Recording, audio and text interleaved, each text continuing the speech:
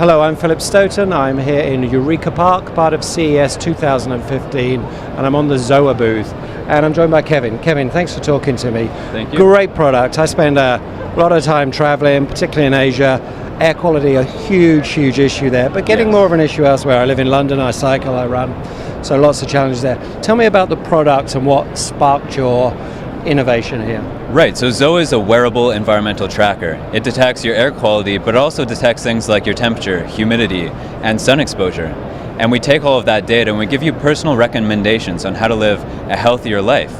And we send all that information to your smartphone so you can get all that data right away. And then we crowdsource everything onto a public map. You can see everything on your community and city map, and then you can do things about it. You can say, here are some bad areas, here are some good areas. Maybe I'm going to go exercise in certain places, or maybe we can do something about these bad areas and affect change.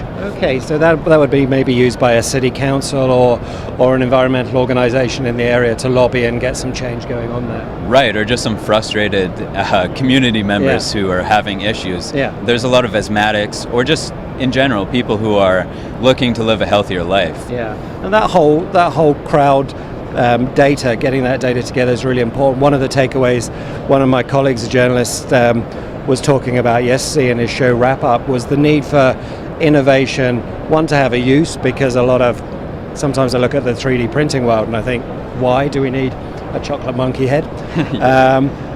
But this is a real use, but also it has to be social as well. It has to give value to community because we have the opportunity to do that. Do you think that's key to some of the innovations that are successful at the moment? Absolutely. I think that the social component is what draws people in to certain products. The thing about the environment is a lot of people want to make change, but they don't know how. Yeah. They might do something like purchase an eco product, but how can I make a real impact in my community or in my environment?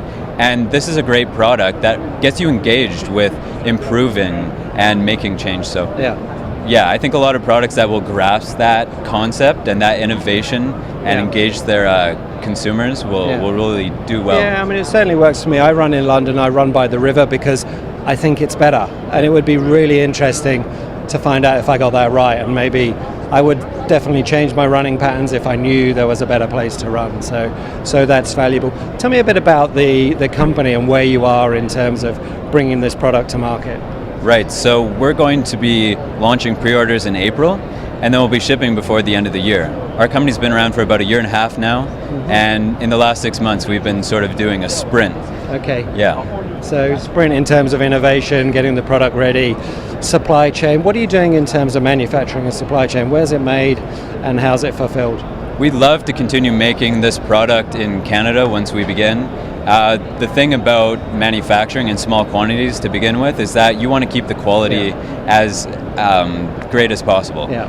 The thing about going overseas is that the communication and the time zone differences, it creates a lot of issues. So we want to definitely work out the kinks of the product, and then maybe in the future we'll look into moving somewhere else where it can be more affordable, but we would love to stick to North America for manufacturing. Yeah, and it's interesting because once you go beyond North America for sales, then the fulfillment's gonna be required elsewhere as well, isn't it?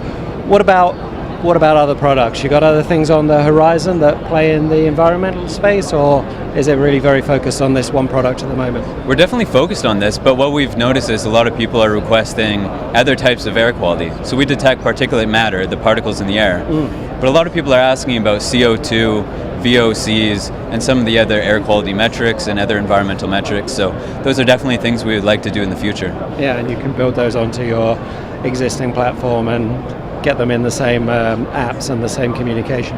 Exactly, and we have an indoor charging dock, so you can leave it in your house and see what your indoor air quality is like. Okay. And a lot of people would love a Wi-Fi chip in that indoor charging dock, along with some indoor air quality sensors, so that they can know remotely what's happening in their house at any given time. Yeah, and then it connects into this whole world of smart home and Internet of Things. Everything seems to be connected, and my gut feeling is connectivity is a given now. It almost has to be, doesn't it? Yeah, for sure. And we're looking at connecting with your air purifier, your AC units, your temperature in your house, and all those different things will, eventually become connected. And not only will they control each other, but they'll be able to give each other recommendations to help you live a better life. Okay, awesome. It's exactly what we need, living a better life. Kevin, thanks very much for your time. Thanks for talking to me. Thank you.